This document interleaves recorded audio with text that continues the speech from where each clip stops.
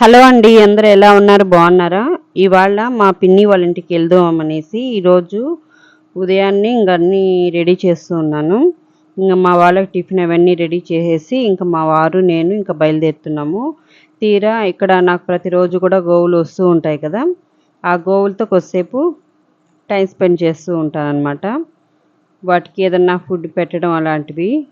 తర్వాత ఏమో ఇంకా మా వారు నేను ఇంకా బయలుదేరేసాము. మాకు ఒక ల్యాండ్ తీసుకున్నామండి 9 ఇయర్స్ ముందు, 10 ఇయర్స్ ముందు ఒక ల్యాండ్ తీసుకున్నాము. అక్కడ వెళ్ళి చూసేసి వద్దాము అనేసి వెళ్ళామన్నమాట.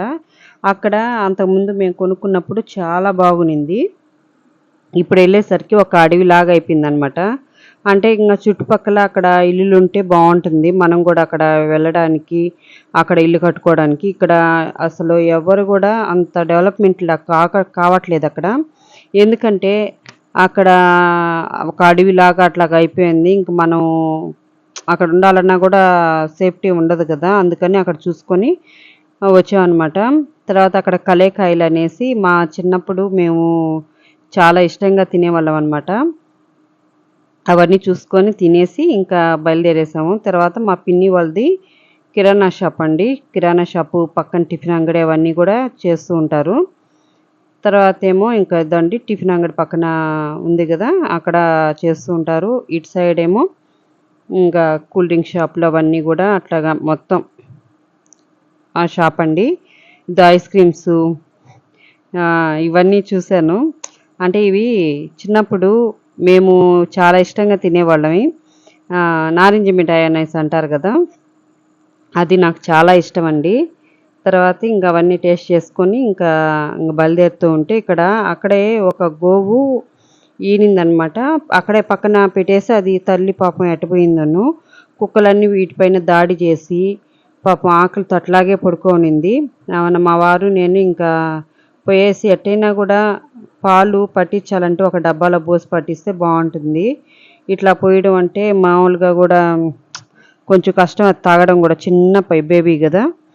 అక్కడి నుంచి మా పిన్ని వాళ్ళ ఇంటికి వచ్చేసాము. ఇప్పుడు ఇక్కడ మా బుడ్డయ్యోరా అని నిద్రపోతూ ఉంది. ఆమె కోసమే సగం ఉదయాన్నే వచ్చాము. లేసుంటుంది, కొద్దిసేపు ఆడుకొని పోదామని. మాకు హోటల్ ఉంటుంది కదా, మాకు వచ్చేదానికి టైం ఉండదు. వాళ్ళ ఇంటికి మా ఇంటికి చాలా దూరం ఉంటుంది అనమాట. వాళ్ళ అత్తమ్మ కాళ్ళకి అట్లా గోరింటాకు అట్లా పెడుతూ ఉంది. చాలా పిల్లలకి, ఆడపిల్లలకి అన్నీ ముచ్చట్లు అట్లా చేస్తే బాగుంటుంది కదా. తర్వాత ఇంకా కొద్దిసేపు ఉండి తర్వాత లేచిందామి. మా వారు పాపతో ఆడుకుంటూ ఉన్నాడు. ఏంటంటే పిల్లలతో చాలా టైం స్పెండ్ చేయడం చాలా బాగుంటుంది. అందులో కూడా చిన్నపిల్లలంటే చాలా ఇష్టం అండి. మా పిన్ని వాళ్ళ ఇంటి దగ్గర చాలా చెట్లు ఉన్నాయన్నమాట.